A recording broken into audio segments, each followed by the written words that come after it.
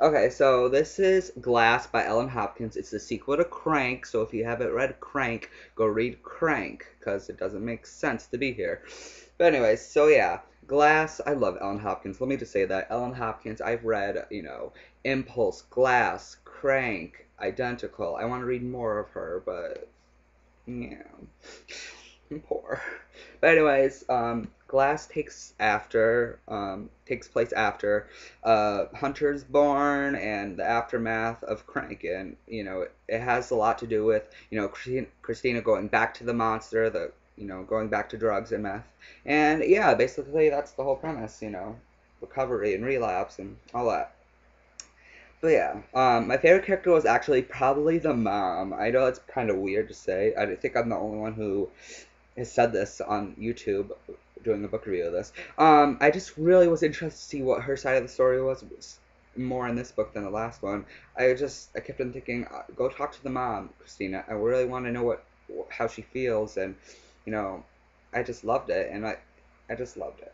I liked how she kept giving Christina chances, even though she really didn't treat Hunter very well, and how she was taking care of Hunter even though it's not even her child, and I just really like that. You could tell the mother's actually a good person, and wants the best, but Christina, drugs are it's a very touchy subject. So, but yeah, least favorite is probably Trey. I just felt like Christina and his relationship was just too weird, especially when the cousin came along. I thought it was just like so weird. It was like a family orgy going on half the time.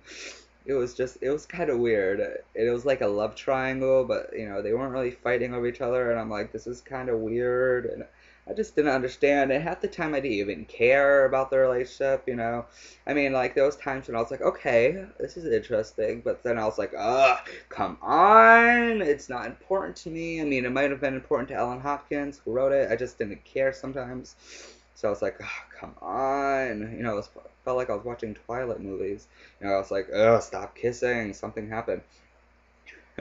I really did like how Christina kept on going back to Crank. It was realistic. Just because something really crazy happens doesn't mean you're going to get off the drugs.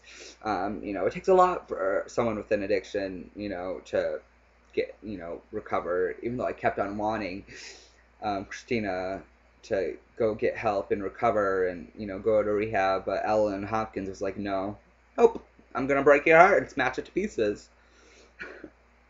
But then again, I she did base this off her own real life. I mean, her daughter, so I guess she's just stating the facts. I don't know how much of it's true or not. Anyway, so it was a great sequel. I was worried I was gonna suck horribly because sequels aren't always the greatest.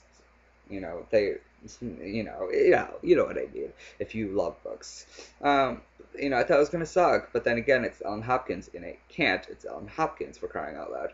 So yeah, I give this book 8 out of 10, 4 out of 5 stars. Not as good as Crank, but I loved it. It's so good. Ellen Hopkins is incredible, and she's, it's so wow. It's like it's nice. Pick it up, especially if you know someone who's dealing with something like this, or if you are, or if you aren't, or you just like a good story. So get this. It's Glass by Ellen Hopkins. It's lovely. You're gonna love it. I love it. Bye.